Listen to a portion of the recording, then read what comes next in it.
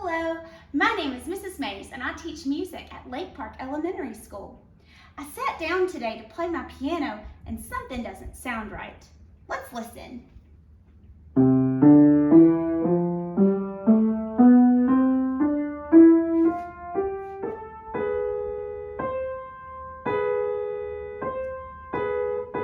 That doesn't sound right. So I had an idea. Let's just take the piano apart and see if we can figure out what's wrong. So to take the piano apart, I'm going to take the stuff off the top.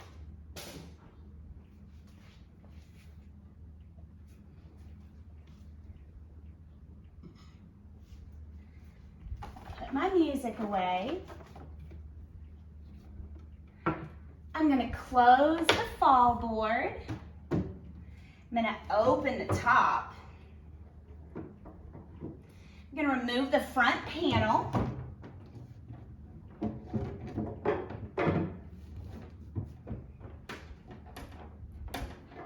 Maybe. There we go.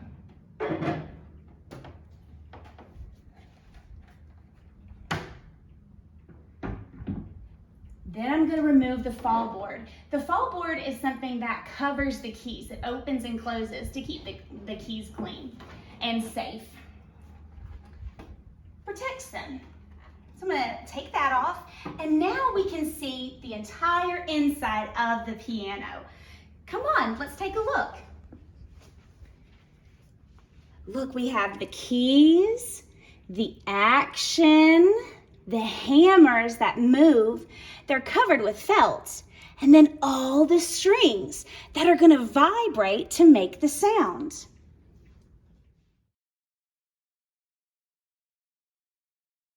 Okay, so first I thought we could figure out how the piano works. So when I press a key like this, what it does is it's going to move the action right here. So if you see, come closer. If you see up and top, can you see this part right here? What I do is I press the key and then it moves the action like this, and then it tilts the hammer back and it hits the strings. If you notice, the higher the strings, the higher the pitch. If you go down here, you can see it even better. The higher the pitch, see the strings right here? The smaller the strings. And since the strings are so small, we use more than one string. In fact, we use 3 strings for the really high pitches. And then the bigger the string, the lower the pitch. So we get some really big strings as we get down here. You can see these bass notes. They have really big strings, and they only need 1 because the strings are so big. Okay, so the first thing that we need to do is I need to hit the key. Oh, I'm just hitting 1 key, but I hear a bunch of different pitches. So what I need to do is I need to figure out what string is off. So what I'm gonna do is I'm going to remove that part right there. Come zoom in here. I'm going to touch each string and I'm going to play the key. There we go. Let me see, I'll move my hand here. We're trying to get it so you can see. That sounds about right. Let me pull my pitch finder up and it'll show us exactly what pitch it's playing. So we want to play B.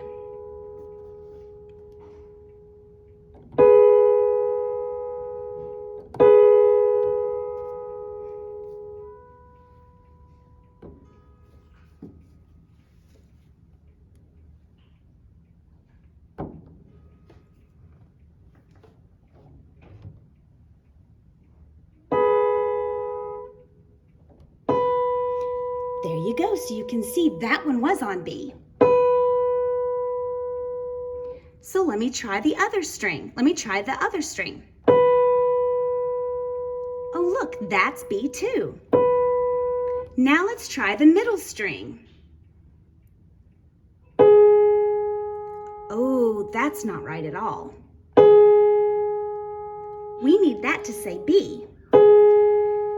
So my husband's gonna come over here and he's gonna turn the string. He's gonna turn the tuning pin for me that's attached to the string. Come on, babe.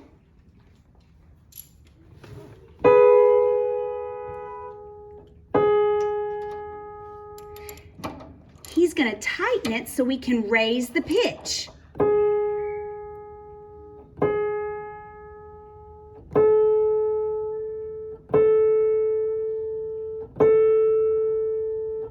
Needs to be all the way up to B.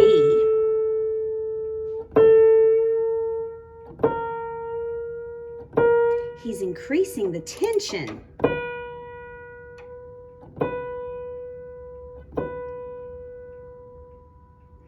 So now when I play it, all 3 strings are on the same pitch and it sounds right.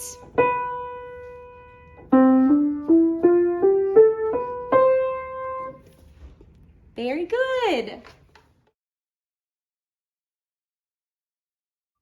Okay, so I just wanted to show you, this is the tool. It's just a socket wrench. I'm not a professional piano tuner, so I don't have a professional piano tuning kit.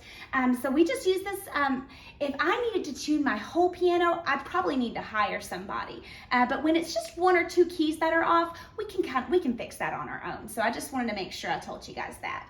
And I just want to reiterate that the size of these strings are what cause the pitch to change. So the bigger the string, the lower the pitch, and the smaller the string, the higher the pitch.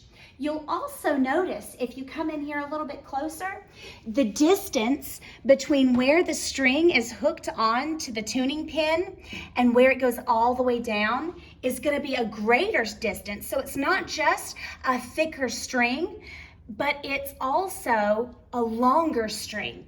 And when we come all the way down here, these are not just thinner strings or smaller strings, but they're also a shorter distance. There's a shorter distance between where it hooks onto the tuning pin, where this bridge is right here, and where it hooks at the bottom. So it makes the pitch higher because things that are smaller, shorter, thinner, those are gonna have a higher pitch than things that are thicker, bigger, and longer, which are gonna have the lower pitch. So just one other question that I know that we've had about the piano are, what do these cool pedals down here do? Well, there are 3 different pedals. This first one is called the sustain pedal. And what it does, if you come up here, I think we can see it. Let me see if we can see it back here. We can see it. Come closer. So what it does, I push the pedal in and it pulls all these off. What these do is they kind of dampen the sound. They stop the vibration.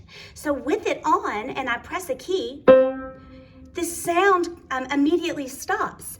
But if I push the pedal in and these come back, listen to what happens to the sound.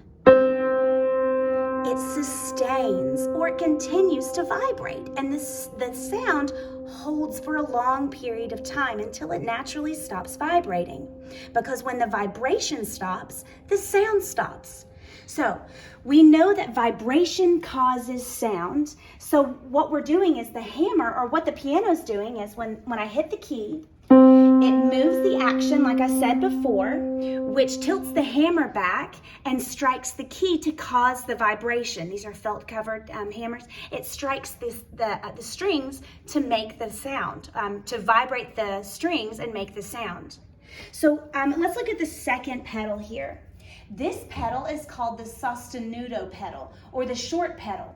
So let's look up here at what it's doing. So zoom right over there. So if you see this, I push the pedal down and it pulls this lever right here, extends the spring, and it drops this piece right here down between the hammer and the string. It does make it a little quieter, but it also does something else. It makes the sound even shorter, because it doesn't have, it is dampening that vibration. It's not allowing that vibration to resonate for any period of time. Let's listen to the difference.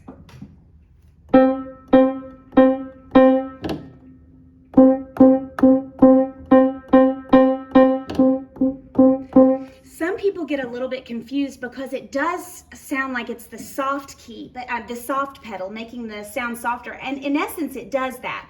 But in theory, what it's supposed to do is it's supposed to make this, the sound shorter. So it also has a lock key right here. If you look at the pedal, I can lock that sostenuto pedal in place. We actually, at my house, we use that. We always have it unlocked because it does make the sounds a little bit quieter. And then this last pedal over here, all the way to the left, it's called the una corda pedal. And it is what's called the soft pedal. This is actually what's supposed to make the sound much softer. Okay, so let me get that on there. There we go.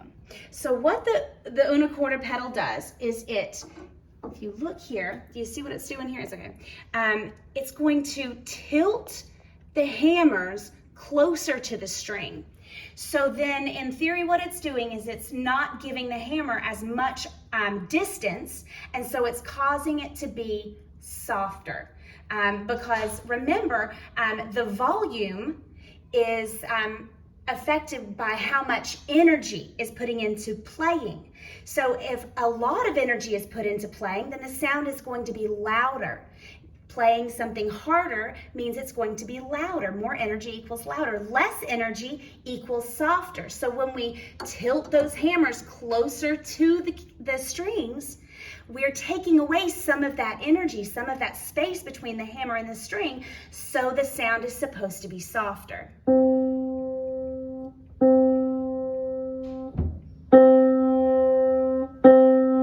So you can see that sound was just a little bit softer. Okay, I'm gonna put my piano back together. I hope you learned some stuff, and I'll see you next time.